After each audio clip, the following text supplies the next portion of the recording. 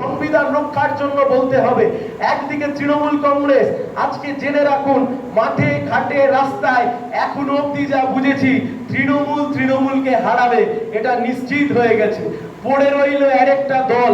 এখন কেউ যদি বিচারপতির আসন ছেড়ে আসবার পরেও ভোটের ময়দানে নেমে নিজেকে জমিদার ভেবে থাকে, আজ নয়তো কাল তমলুকের মানুষ ঠিক তার জমিদারি খুঁজিয়ে দেবে। এ বেশি দিনের অপেক্ষা নয়, কয়েক দিনের অপেক্ষা করুন আপনারা। আমি খালি আপনাদেরকে শেষ একটাই অনুরোধ করছি, আপনাদের কাছ থেকে একটি সাহায্য চাই। সে সাহায্য খুব পরিষ্কার। পশ্চিমবাংলার এক অংশের মানুষ আছে মধ্যবিত্ত সম্প্রদায়ের মানুষ, একটু উচ্চবিত্ত, মধ্যবিত্ত, নিম্ন মধ্যবিত্ত, যারা একটু খেয়ে পড়ে মাথা তুলে বেঁচে থাকতে চায়। এই অংশের মানুষ বামপন্থীদেরকে এবারে ভোট দেবে। এই অংশের মানুষ ধর্মনিরপেক্ষ বাম গণতান্ত্রিক শক্তিকে ভোট দেবে।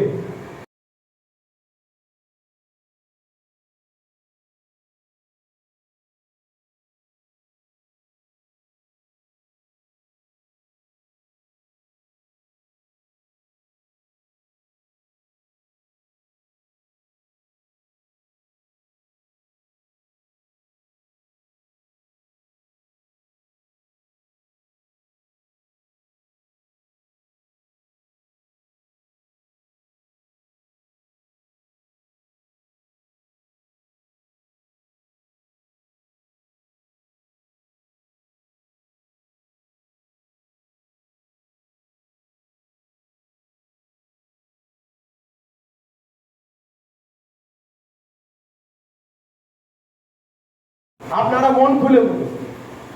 মন খুলে বলুন যে বিচার ব্যবস্থার চেয়ারে বসে কেউ যদি কোনো একটি রাজনৈতিক দলের সাথে যোগাযোগ রক্ষা করে চলে, আবার কলকাতা হাইকোর্টের একটি রায়ের মাধ্যমে আমরা জানতে পারছি কলকাতা হাইকোর্টের আরো একজন বিচারপতি, তিনি নাকি ভাইপোর জন্য সুপারিশ করেছেন আরো একজন বিচারপতির কাছে যে তিনি যেন তার মামলা না শোনেন, তিনি যেন তার মামলা চলবার সময় লাইভ স্ট্রিমিং যেন বন্ধ থাকে, ইত্যাদি ইত্যাদি। বিচারপতিদের রাজনৈতিক দলের সাথে এমন সখ্যতা, এমন প্রেমিক প্রেমিকা সুলভ ভালোবাসা, এ যদি আর বেশি দিন চলতে থাকে তাহলে পঞ্চায়েতে বসে খাপ পঞ্চায়েতে বিচার করা আর ন্যায় বিচারের জন্য আদালতে গিয়ে বিচার করা, এ দুই আগামী দিনে সমান হয়ে যাবে। তাই আজকের দিনে দাঁড়িয়ে আপনারা যারা এখানে উপস্থিত হয়েছেন, এই নির্বাচনে বামপন্থীদেরকে জেতানোটা আমাদের পবিত্র কর্তব্যের মধ্যে পড়ছে। সংবিধানকে রক্ষা করবার জন্য, ন্যায় বিচার আদালতকে রক্ষা করবার জন্য, সংবিধানের মূল ভাবনাকে রক্ষা করবার জন্য আপনাদেরকে বলতে হবে।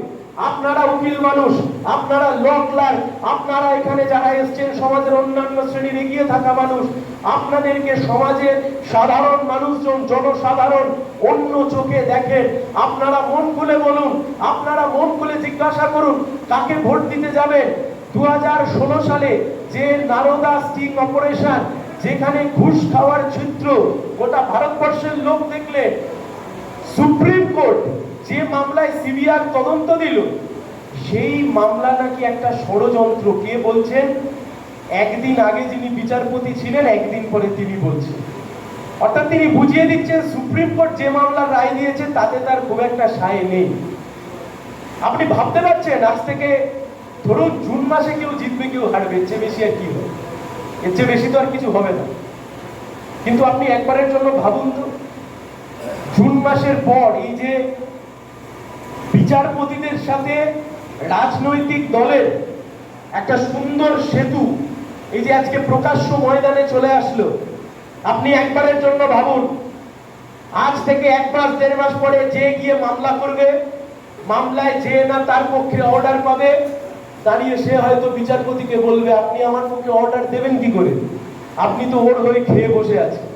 বিচারপতি রেগে গিয়েও কিছু বলতে পারবে না, তার কারণ আরেকজন বিচারপতি চেয়ারে বসে বলে গেছিলেন আমিও বিজেপিকে অ্যাপ্রোচ করেছি টিকিটের জন্য, বিজেপিও আমাকে অ্যাপ্রোচ করেছে। তার মানে কি?